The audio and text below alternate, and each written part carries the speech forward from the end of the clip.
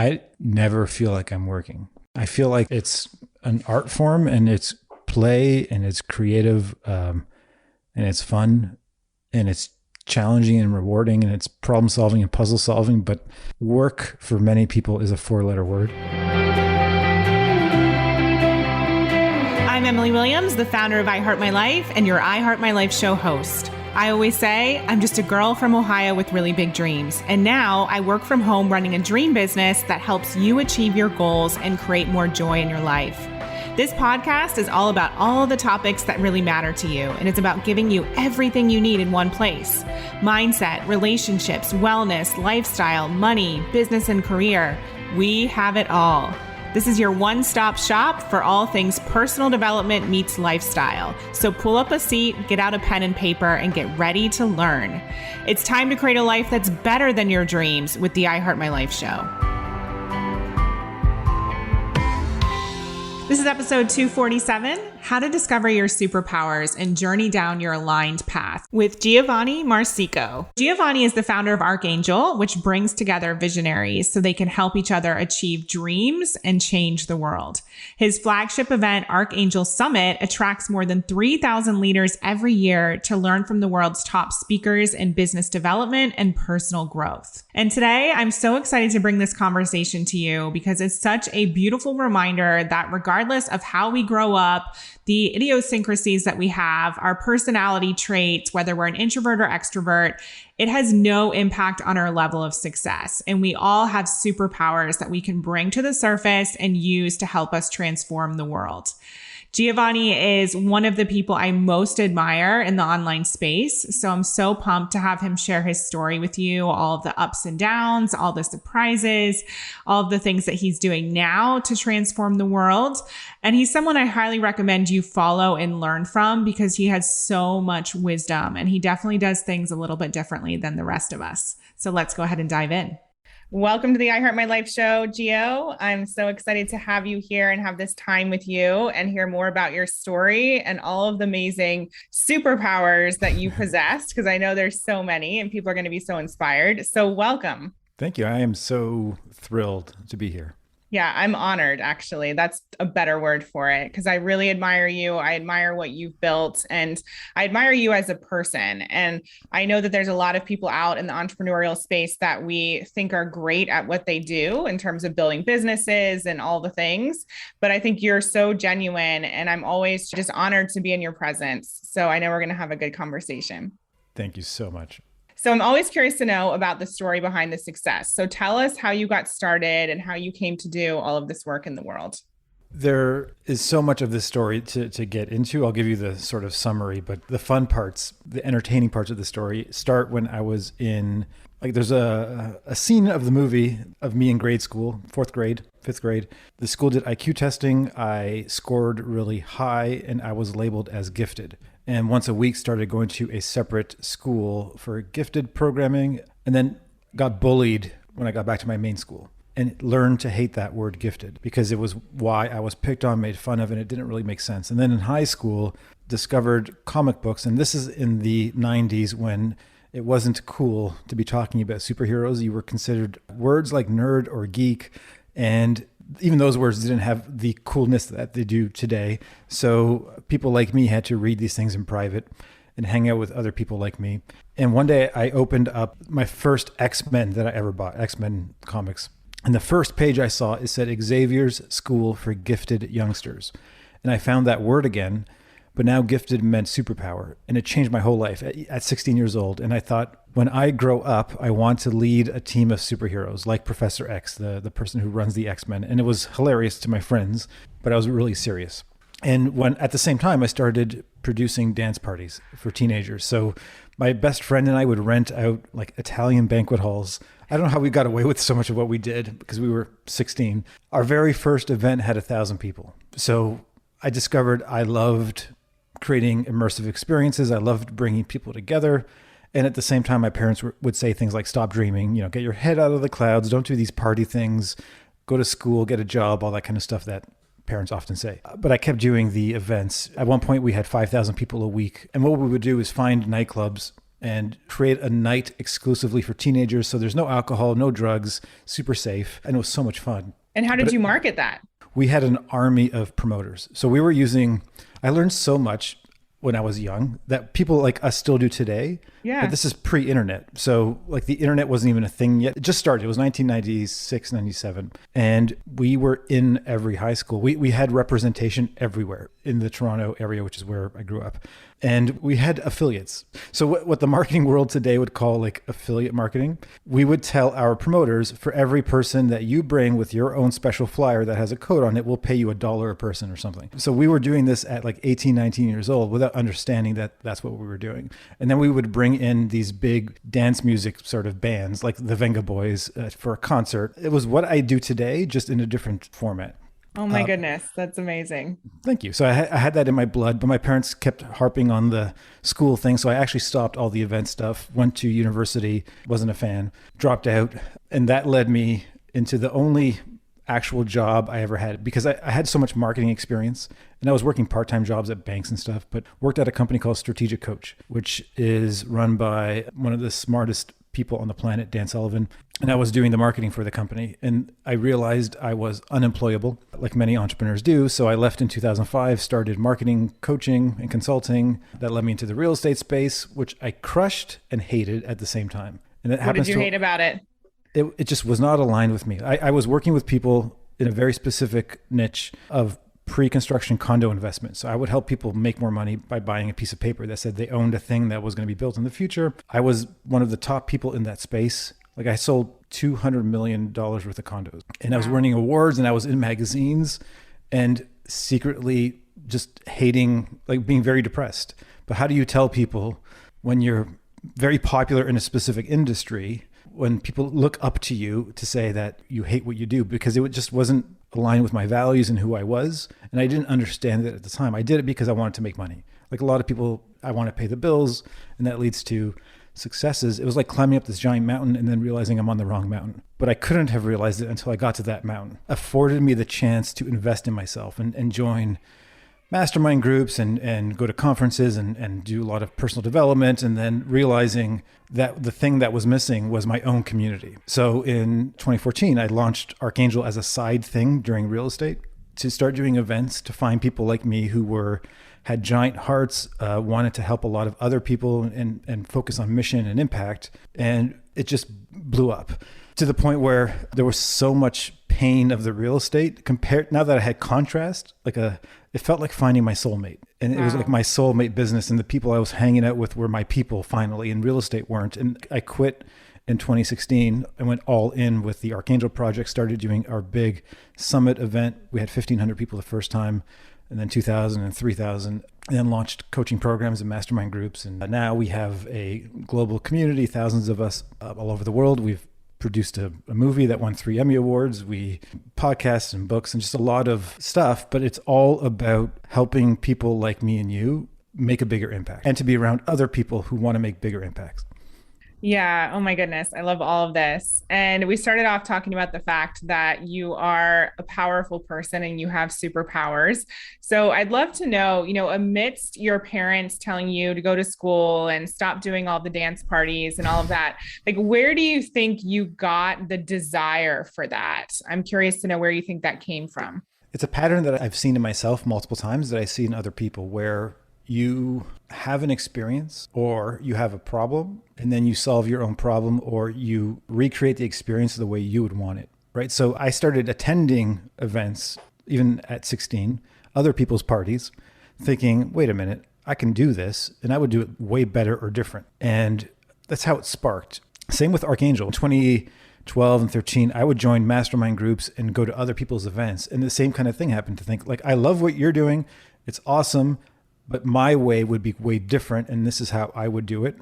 And I want to be around more people like me, where there's aligned values, and it's not just about how do we make more money. Not that that's not important, but to me, money is the tool that fuels the mission, but it's not the mission itself. Yeah. Right. So I want to be around people who think like me, and I stepped up and led. No one had the group, no one started it, so I might as well start it myself. Yeah. That's crazy. I love it. So one of the things that I really resonate with is the story of the dance parties, because when I was younger, I went to a Catholic school and we were the new school in the diocese, and they had these dances and they didn't include us. And so one day I decided I was going to write a letter to every single principal at all the other schools saying, we exist and we would love for you to invite us. So lo and behold, a few weeks later, they invited us. And so we got to go to these dances. And that was one of the first moments I really recognized the power of my voice. And although I didn't know it at the time, that I could have influence just by sharing what it was that I wanted and like asking the question. So I think there's so much we can learn from our younger selves. And if we're kind of one of the lucky ones, we come back to that, even if it has been kind of drilled out of us or we were told we can't do it. You know, there's this inherent knowing and way about us that then comes back in adulthood, which is really special. I love that. And you would probably love then that the elementary school where I was bullied was called St. Gabriel the Archangel, and the high school where I started these events was called St. Michael the Archangel. Oh my goodness. The word has followed me my whole life, and that's kind of where the brand, the company name came from, but also because I'm a word nerd. I love etymology, like the history of where words come from. The word archangel comes from ancient Greek. And archos, the first part, means leader. And angelos, the word for angel, means messenger. And we are a community of leaders and messengers. Definitely. So that takes me to my next big question around your story. So you were in real estate doing something that didn't light you up, but making a lot of money. And I want to point out that the way you phrase that is so beautiful. You were on the wrong mountain, but there was no way for you to know that until you actually got to the top. Right. And I think so many people are in that place and they're resentful of where they currently are, but they only have the clarity because they're on the mountain. So there is something that we can be grateful for. And so you started to attend these events and then you decided to create your own. And as somebody who also hosts events, knowing that you had 1,500 people at the very first one is like mind blowing to me. So can you please tell us how you did that right out of the gate? Oh, there's so much fun strategy behind all of it. It didn't start with 1,500. Our first events were smaller, intimate mastermind style. So the very first event in 2014 had 120 people and the tickets were 500 each or something. And then we started doing a California, like an LA mastermind event where it was 3,000 and 4,000 and then 5,000 a ticket, and it just kept going up to 10,000. So that's how it started. And then when I quit real estate, it opened up so much space for me to plan bigger.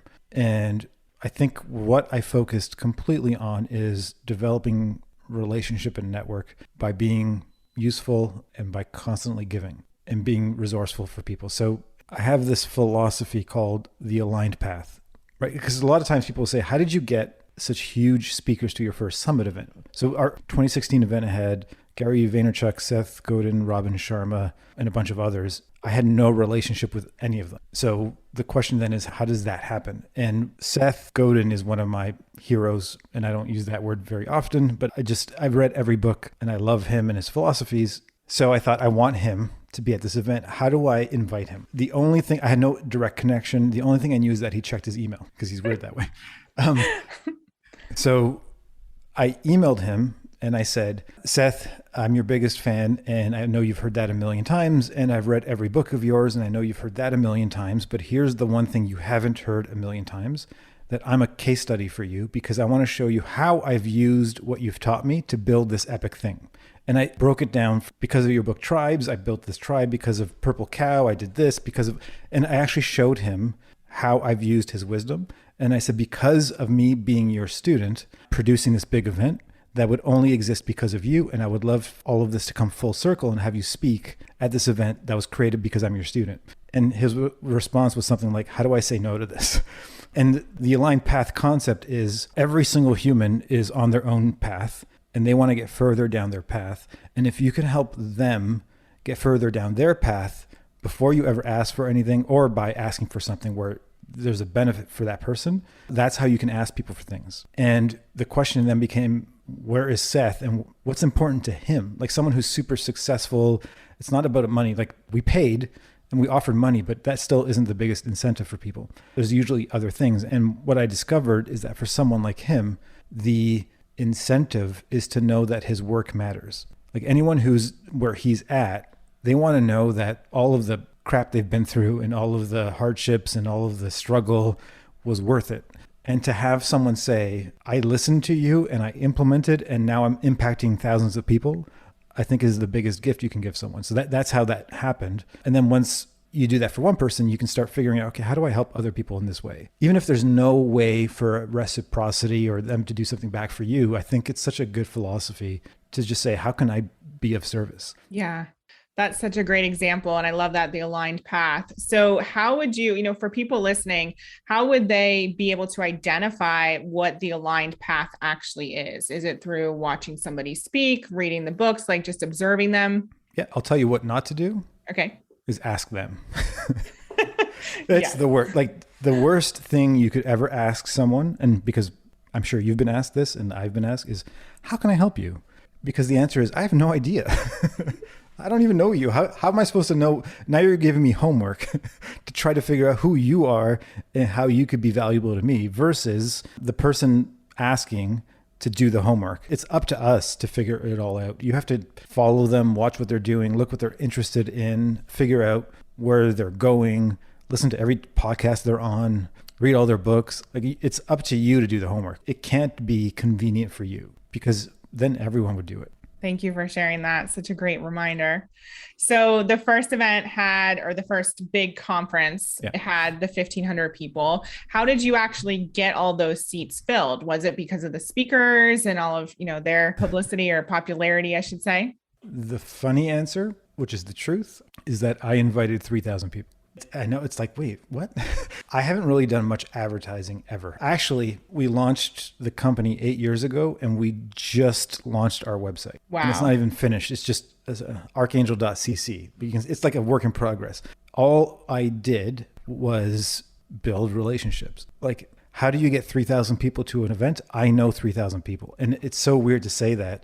Not that I have 3,000 best friends, but I've interacted with 3,000 people and I remember them and I can recall who they are. Like when someone asks me, I want to start a business, I would say, make a list, like open up an Excel spreadsheet or a Google sheet and make a list of everybody you know. And they almost laugh at me. It's like, but that's what I still, even today, I still do this because relationship trumps everything.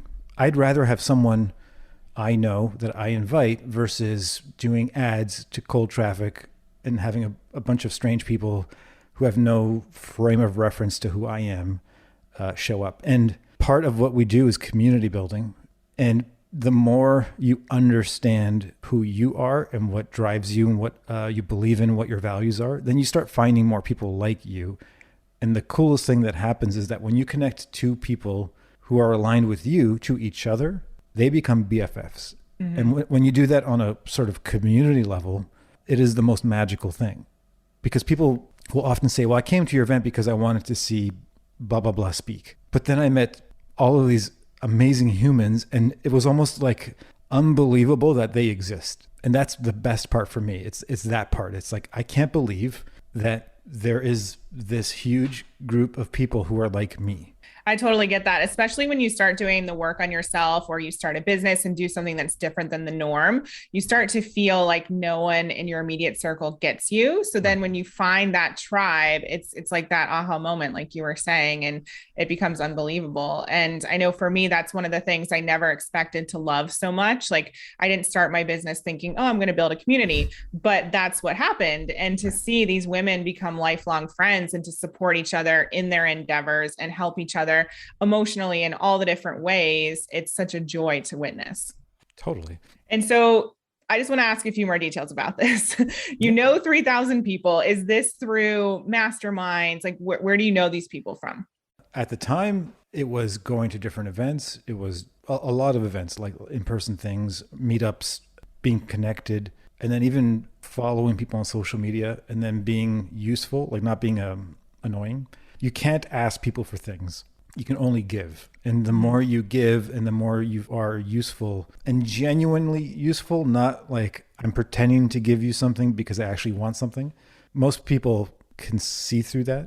So if you're online, like connecting to somebody and you're not asking them, how can I help you? What does it look like for you to be genuinely useful? What do you say? I'm constantly thinking, it's that same kind of question in my head of where is this person going and how can I help them get there faster? Either through an idea or a connection or introduction or a resource or something I've done that makes sense or is useful. And how do I even acknowledge people? Just to say, I see you. I love what you're doing. That's awesome. I'm a fan or whatever. It just to make people smile. Like that should be the test. Did the person smile when they received your message or did they find it annoying? Because that's one of the things I think is so intriguing about you. And James and I have spoken about this. I'm learning about you behind the scenes. You had dance parties and things like that, but you're not like the guy that comes out and looks like the life of the party, like, because you're very soft spoken and you're such a great listener. And you're not just like the person that craves the attention. And you and I have talked about this as well. You're only now doing the podcast and your book and putting yourself out there. And so I'm curious to know, like, is that also one of the superpowers, just listening and being an observer and people feel like they trust you versus that person who needs all the attention?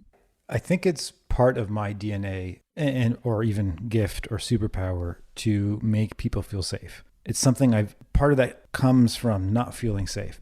So if for anyone who's ever been bullied or had traumatic things happen, I find that we often unlock or unleash our gifts through painful experiences or we have a painful experience and we want to help other people avoid them, right? So I went to 5 different elementary schools. I was often the new kid and didn't fit in.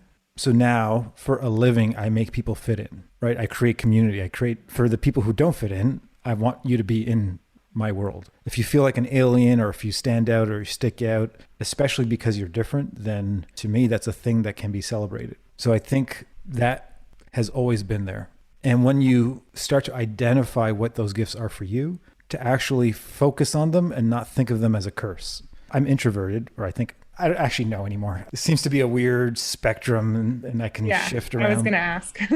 But I used to be super shy and still produce these giant events. It's like, let me just bring a bunch of people together and let them talk to each other. They don't have to talk to me.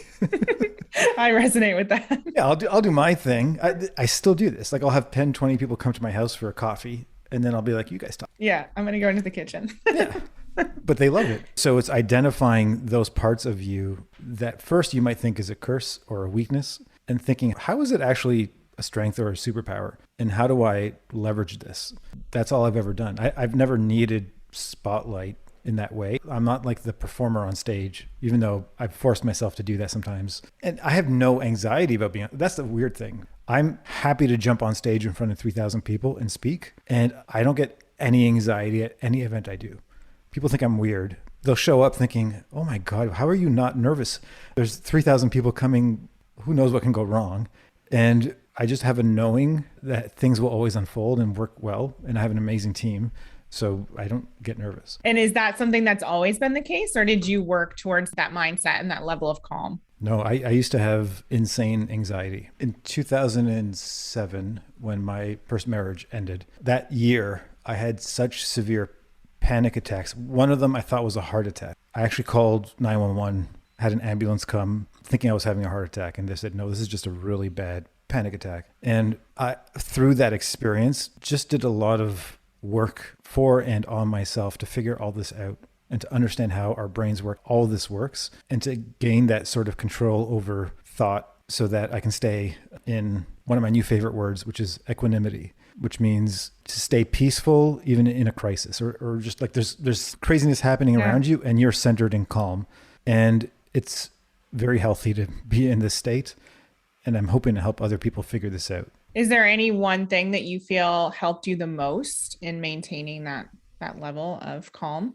There's a lot of things. I think whenever there's an experience or an event that brings up emotion or what some people would say like triggers you or makes you feel fear, is to pause and figure out where that's coming from, because it's not the thing, it's not the event that's happening today, it's something that happened before. And that thing that's happening today is reminding you of a pain you don't want to experience again. And I think it's to be like, I've worked with therapists and I've worked with different coaches, and it's usually there's a little child inside you that starts driving the bus and is scared, and you have to make that child feel safe. And one of the, don't laugh, but one of the things I visualize that came out of working with a therapist is myself as a baby in my crib when I was a baby, surrounded by the Avengers.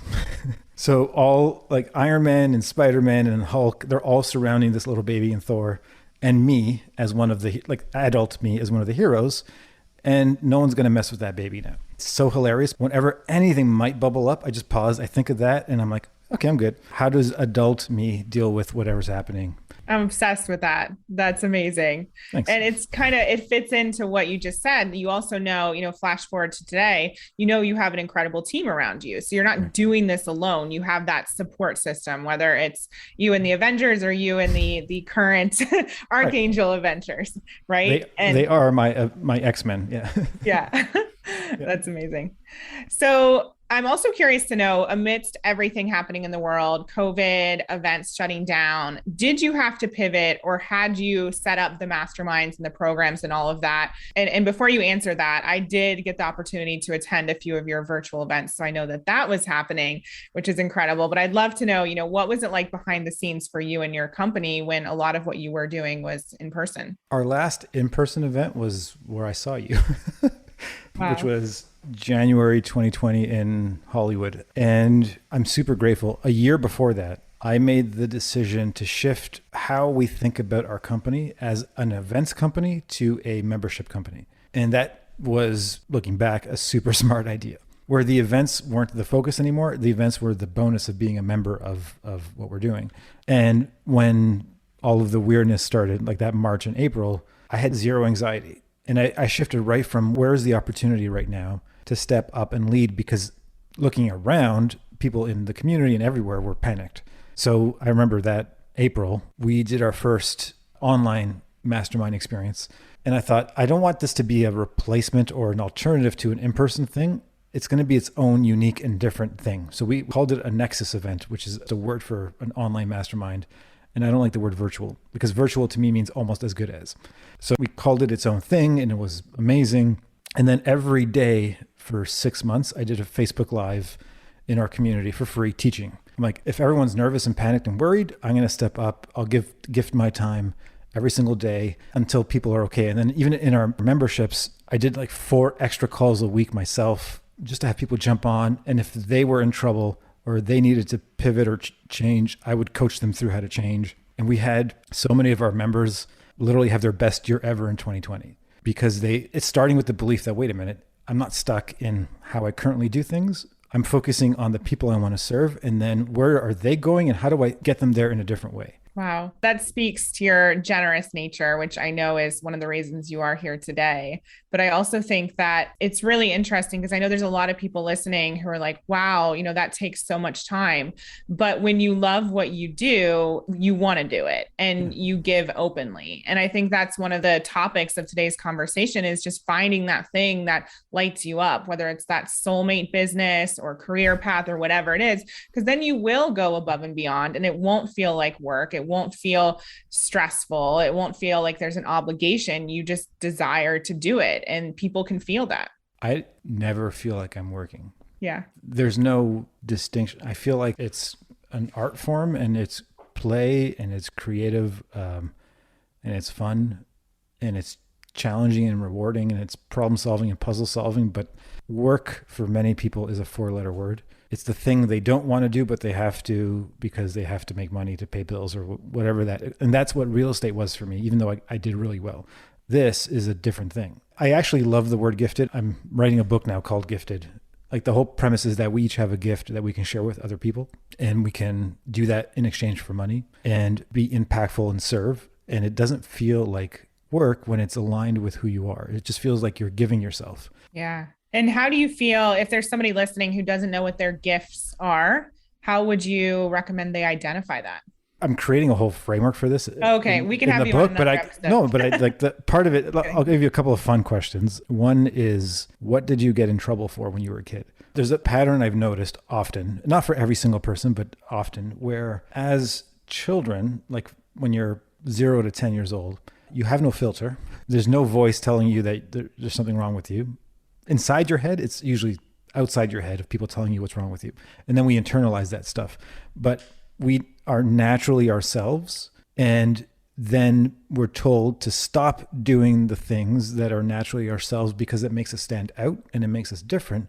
And to survive, we need to fit in, right? So if someone is very loud or boisterous or talks a lot, they're told to stop talking because you're making too much noise and you need to fit in. Or if someone like me is a dreamer or a daydreamer, it's like, stop dreaming, get your head out of the clouds. You need to fit in. Or if someone loves... I was bossy. Yeah, there you go. Well, what does that mean? You're a leader. But again, we all have that thing and we would almost get in trouble for it because it made us stand out. And to go back to that and think, what was that? What were those things? And if I did those things today, what would that mean? And how could that be useful for other people? Oh, I love that. I can't wait to hear everyone's answers. I want people to be commenting and sending us what theirs was. Thank you for that. You're welcome. So one of the other things I want to point out about your community that I love is just how you infuse different elements to your events, whether it's Nexus or in person. And, specifically the Nexus one that I was on, you had this whole like opening video. I don't know the terminology. We were just basically transported into this otherworldly experience. I can't even describe it, but it was so creative and just fun and different from other things that I've seen. And I just wanted to point that out because I think so often we stay within the box and we forget about the other creative superpowers that we have or other ways to bring in, whether it's theater or art or whatever, film, into the coaching space, into the consulting space. And I love that you do that. Thank you. Yeah, one of my other childhood dreams was to produce movies and to be in the movie business. So even at 16 years old, when we would produce our events, we would have theatrics. We would have things that made you feel like you were in a movie theater with a show element happening. And doing entrepreneurial events, I would do the same thing. So we would always say, the event starts at 9 a.m. And then at 9 a.m., all the lights go out and then a screen turns on and you almost have this feeling that you're in a movie theater and a story is starting. And we would actually film opening sequences, like the first 5 minutes of a movie, we would actually film with actors and different things.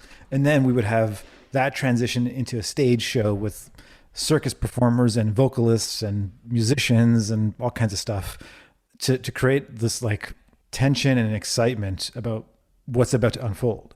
Because anyone going to, let's say, a business conference, you just so used, it's like, okay, yay, I'm the MC. Now we're going to introduce our first speaker. Yay, this is the speaker. And it's like, and it's very educational. But to create a memorable experience, you have to infuse other elements like entertainment and aesthetic and escapism and emotion. And when you have all that combined, people leave wanting to talk about what just happened. So I do the same thing in online events. I'll be doing the same thing in my podcast when we launch that, in my book when we launch that. And then even we're now producing movies. And part of the goal is to create a whole new genre called real life superhero movies, right? We love the Iron Mans and the Spider-Mans, but I think there's people like me and you and people that we know that are actual superheroes because we're creating massive impact. And those are the stories I want people to know about. So we produced our first film called Dreamer. It's not officially out yet. Like, we're working on distribution for some big streaming platforms that I can't mention, but the film has already won 3 Emmy Awards. And we did an online premiere last summer. We had 100,000 people register to watch it for free, and they said it changed their life. This is what I want to do. Congratulations. Thank you. That's so beautiful. So I want to ask you what you're most excited about, but I don't know how you're going to pick. What's next for you? The thing I'm always excited about is stories. When people share what I did for Seth is the thing I get most excited about. So people come to me saying, here's the impact that you and your work and your team has had on me in my business so that I can help a lot more people. That's the consistent thing that I'm always looking forward to. And everything we create is to make that happen. Right. So working on our next film, we just started planning, and hopefully it'll be filmed next year, and then we'll set the release date. It's just so amazing to talk to somebody like you who's so obviously happy about the work that they're doing and just in love with it. Because that, unfortunately, I know you and I are trying to change this. That's not the norm, as we already mentioned. So yeah, I'm grateful for you showing people what's possible as well when you follow your heart and your passions. Thank you. So the final question we ask all of our guests here on the I Heart My Life show is, what is one way, if you can just pick one, that people can create a life that's better than their dreams? Well, I think what allowed me to create my current life, which I would label a dream life, or it was my dream life. I think the dreams keep getting bigger. Yeah. And it gets really fun to make them come true. But if I had to boil it down, the one variable that allowed this to happen is who I surrounded myself with, because I created the opportunity and community of people who dream even bigger than me to show me what's possible. I think we're often stuck in our limiting belief of what's possible because of our own paradigms or what we've been taught or shown. And then we just assume that's all there is until you start meeting people who have done bigger things. And then you realize it's possible. And then it opens up the door of possibility for you. So I think, and that's part of what in the work I'm doing, is to showcase those people, to say, if I can do it, if they've done it, you can totally do it too. And you can do your own thing and make it even bigger and better. So I think it's to surround yourself with people who dream bigger so that you can dream bigger. Yeah. Even just listening to this episode and speaking to you today, I already have, moved some of my dreams in my mind forward and thought about how they could be bigger. So thank you for that. You're welcome. So we mentioned that the website is somewhat up. Where do people find you? How do they get into your world? Archangel.cc is the website. You can start there, and then Instagram is @giftedwithgio, Gio. Love it. Well, thank you so much for your time here. And I'm so excited to witness everything that's unfolding for you in the community and to be a part of it in some way. And just, thank you for everything you brought to this conversation as well as to the world over the past few years. Thank you for having me. You're welcome. I hope you enjoyed this episode of the I Heart My Life show. Now, do us a favor and tell people about this episode. It's truly our duty to make sure that the I Heart My Life movement is spread far and wide. The truth is, life can be challenging, but it is possible for all women to love themselves and their lives. And while you're at it, send a link to this episode to 3 of your friends today, or maybe even post it on social media. Use the hashtag #IHeartMyLifeShow. That's hashtag #IHeartMyLifeShow. And if you'd like to help me personally, then please rate and review this podcast on Apple Podcasts. Give us some stars, cheer us on, and leave a review, because believe it or not, that stuff actually really does help. And I read all of them. Please remember, everything you desire is meant for you and possible. Keep showing up, taking action, and believing in your dreams.